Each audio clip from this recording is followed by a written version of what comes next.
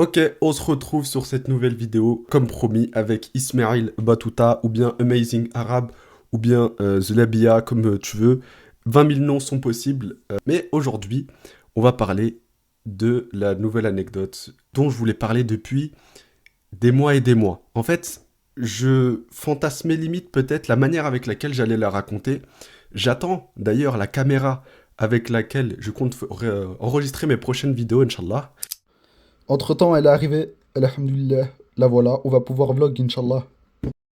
Là, on fait une petite partie intro. Je vais rentrer dans le vif du sujet juste après. En fait, là, j'ai pris une nouvelle caméra. Inch'Allah, ça va. L'objectif, ça va être de proposer de la qualité. En parlant d'objectif, l'objectif aussi, il est arrivé. 10-18. Voilà, grand angle pour des vlogs. Qualité. Euh, J'aime trop faire des pauses dans les vidéos. Salam. Que ça soit sur le son, l'image. Là, pour l'instant, ça va. Le son, je sais que ça va plutôt pas mal. Et là, en fait, l'objectif, c'est que on va vous proposer aussi. Je dis on, c'est un lapsus parce que je compte faire des vidéos à plusieurs et interviewer, par exemple, les gens que je connais au quotidien. Je sais que maintenant, c'est un petit peu parfois, dans certains concepts, c'est la course d'être avec les personnes les plus connues. J'en connais pas des masses, comme la plupart des gens, mais je connais des gens très intéressants, qui sont parmi mes amis, parmi mes proches, à travers les gens que je rencontre dans la rue, que ça soit dans le domaine du sport, du travail, simplement dehors. Et je me suis dit que on pouvait vous présenter ça et mettre en valeur les autres gens. Parce que faire une chaîne que sur moi, bon, j'en suis pas à ce niveau-là d'expérience pour prétendre à bah, parler que de moi. Mais en tout cas, je sais que j'ai quelques petites anecdotes sur lesquelles j'ai tiré des conclusions qui sont vraiment sympas. Sur la dernière vidéo, je vous avais dit que j'allais vous présenter quelques objets qui sont dans le décor. Cette Ouh. fois-ci, il est là, posé sur une djellaba et un sarong. Alors, Maroc, Malaisie, Japon, serait-ce pas le mélange qui pourrait me définir le mieux possible? Non, je déconne. Je n'en sais rien. À vous de me le dire. Mais en tout cas, aujourd'hui, je vais vous parler du fameux et de l'unique, je ne sais pas s'il y a d'autres modèles, mais en tout cas, le casque de Bo Sozoku, de Yankee, le casque de Ismail Batouta.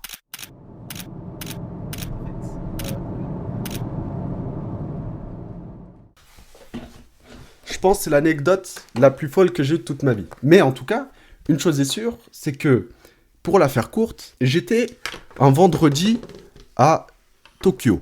Et il y avait la fameuse mosquée de Tokyo, la mosquée Jami. Et en fait, une fois là-bas, c'était la prière du vendredi. Et d'ailleurs, petite anecdote, c'est que là-bas, le prêche, c'est-à-dire le petit cours, voilà, le petit discours du vendredi, est fait en plusieurs langues. Comme partout, mais cette fois-ci, c'est en anglais, japonais, arabe, turc. Je sais plus si on a une autre, mais déjà quatre. Et c'était assez impressionnant.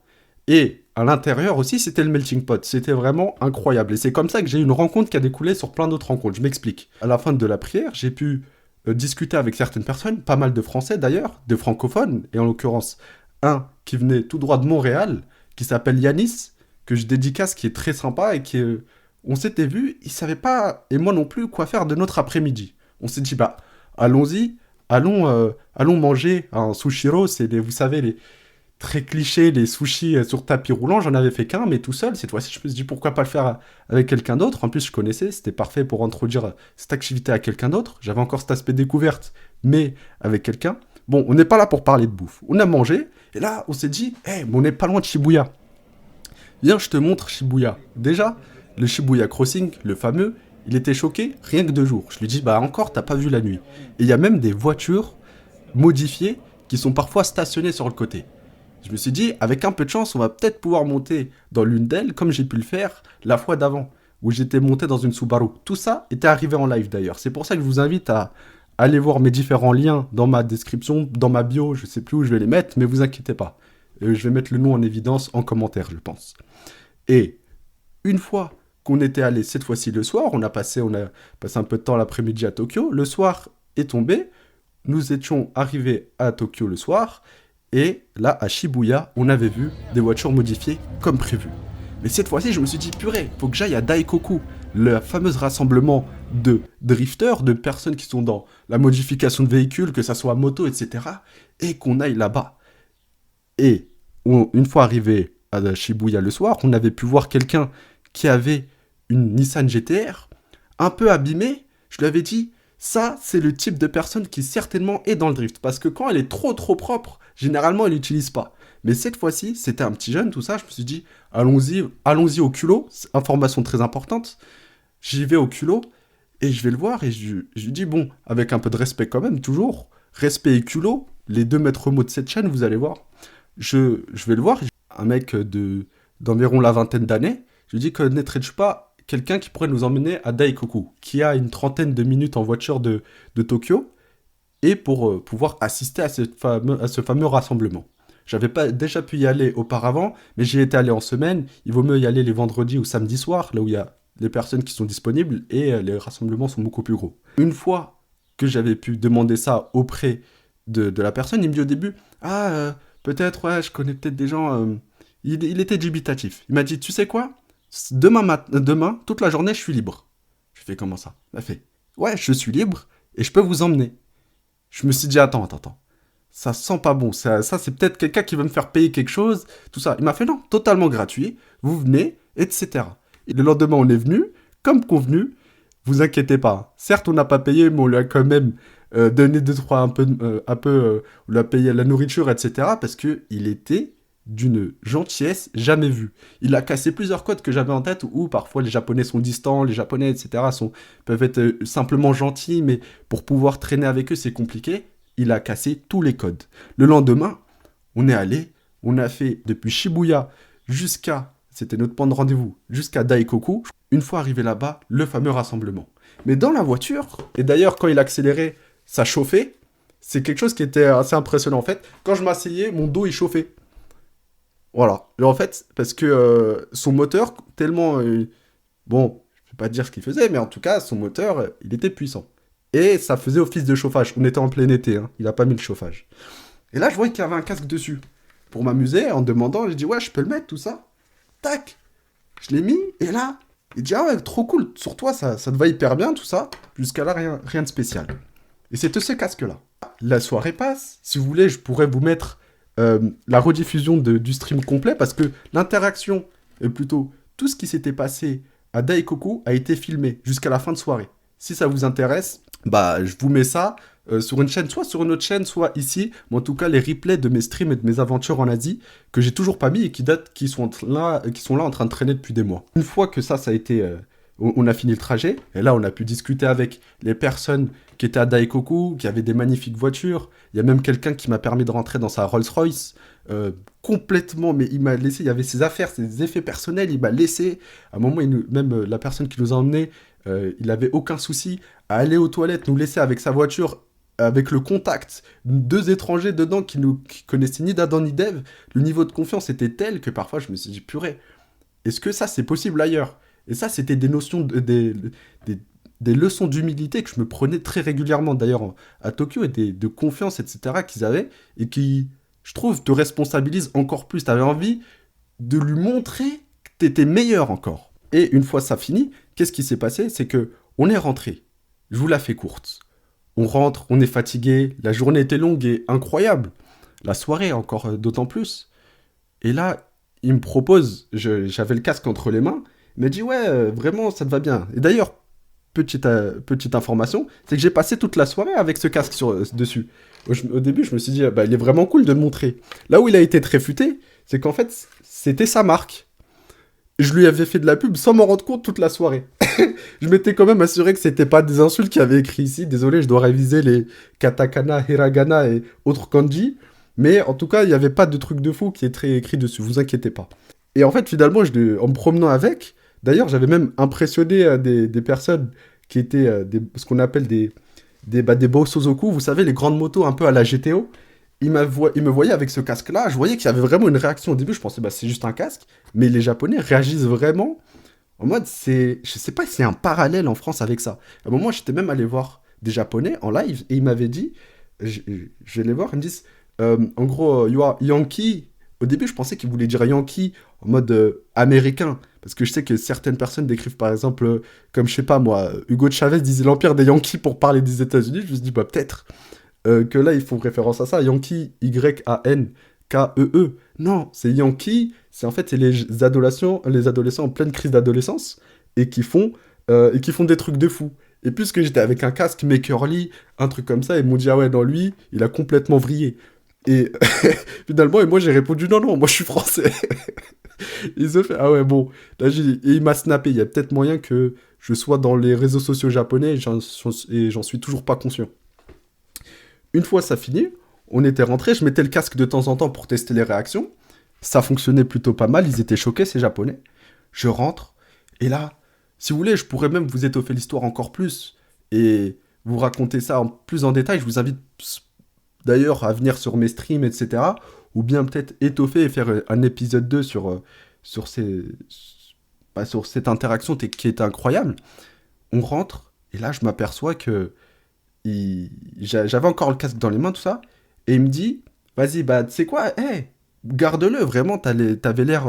il me le propose, je me suis dit non, j'avais l'air d'être... J'étais un peu gêné, je me suis dit déjà qu'il nous a mis bien de A à Z, et si Dieu veut, si Inch'Allah, qu'on le mette tout aussi bien, je sais pas où, peut-être si je repars à Tokyo, j'en sais rien, Allahu A'lam. Mais en tout cas, là, le soir, je me suis dit, tu sais quoi, je le laisse dans la voiture. Et là, c'est très important. Là, il m'a redéposé, là, cette fois-ci, c'était à Shinjuku. Il... J'ai laissé le casque dans la voiture, je me suis dit, s'il tient vraiment à ce que je l'ai, il va me le donner. Si ça l'a dérangé, c'était simplement le tatemae, je sais pas moi, la bienséance japonaise, il va le garder, il va se dire, bah bon, ouais, il m'a laissé tranquille celui-là, et je vais pouvoir conserver mon casque. Et en fait, je lui laisse, je lui prends, plutôt je laisse sur le siège passager, et il revient et me fait, eh tiens, t'as oublié le casque. Et là, d'ailleurs, j'étais parti qu'avec un sac à dos. Le lendemain, je devais me promener dans les rues de Tokyo avec un casque de Bo Suzuku dans les mains. C'était assez spécial. Parce qu'en gros, là, j'avais eu trop de conclusions qui s'étaient tirées. Le fait que une interaction peut déboucher sur des interactions de fou, que quelqu'un m'avait emmené, c'était un rêve, alhamdoulilah, de pouvoir aller à Daikoku comme ça. Et je me suis dit, en vrai, en me rapprochant d'une certaine en essayant de me rapprocher peut-être par exemple en allant simplement à un Jumu'ah, le lendemain, t'as accès à certains... En gros, en m'approchant d'un truc transcendantal, j'avais quelque chose d'assez mondain, mais un rêve mondain. En m'approchant de la spiritualité, je me suis approché de quelque chose de beaucoup plus mondain, mais toujours dans une connexion très humaine. C'était un rêve qui était, voilà, vroom vroom poète poète, on est dans une voiture, et puis voilà, c'était vraiment un rêve de gosse. Mais en fait, c'est venu d'une interaction vraiment de base. Oh, t'es de quel pays? Et voilà, c'est venu comme ça. D'ailleurs, les personnes qui étaient avec moi, je les remercie beaucoup parce que j'ai passé même une journée complète avec lui après. Yanis, qui est un athlète et même propose des cours, etc. en ligne de soutien scolaire. Lui, qui c'était...